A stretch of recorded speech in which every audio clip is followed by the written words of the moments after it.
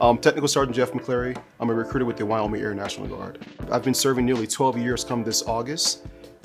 Why is Black History Month important to me? Because it gives those of a minority sect an opportunity to share their experiences, to also share the history, because sometimes it does get forgotten.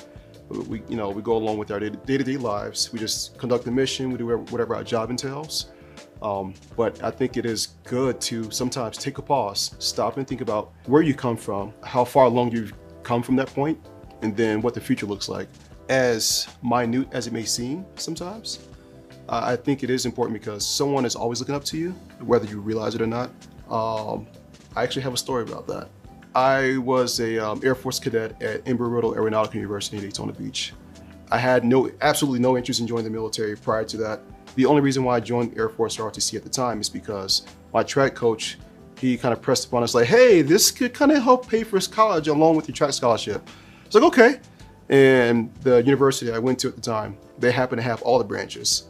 And just looking at it, I'm like, Air Force, Army, Navy, Marine. I feel like Air Force is more my speed. I'll never forget this gentleman, Major Glenn. Big, bald, black dude. He had to be like 6'6", 265 pounds. Kind of an imposing figure when you look at him. But super sharp dude, but very friendly, very down to earth.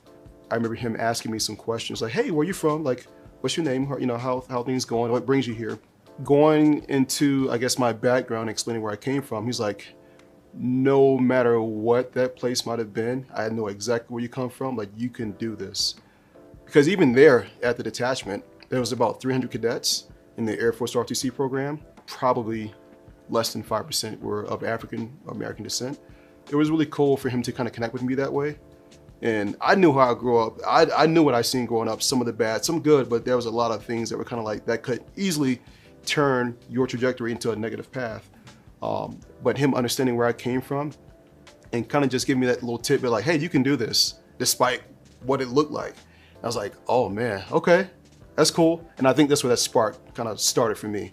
Because again, prior to that, I had absolutely no interest in joining the military. Major Glenn, he's well retired by now, probably rocking a full beard somewhere. But I don't think he really realized just how much of an impression he made on me that day.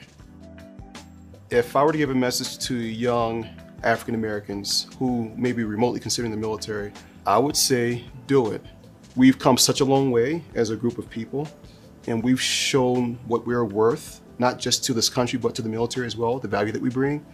It will challenge you in ways that you've never experienced, which will, I believe, ultimately make you a better person, not just a better airman, soldier, Marine, seaman. I would absolutely say, pursue it. Speak to someone who may look like you, who may come from a similar background. Just because their experience and their explanation of what they've gone through probably will be a little bit more tailored to you, and it'd be a little bit more of an understanding. So I would definitely say, do it. Because I think I would have honestly joined the military sooner if I had. I didn't join until I was 23 years old. Sometimes I do wish I'd have joined right out of high school. I would have been further along with my career, but you can't cry over spilled milk. But at the same time, I'm very happy with my decision, and I wouldn't do it any other way.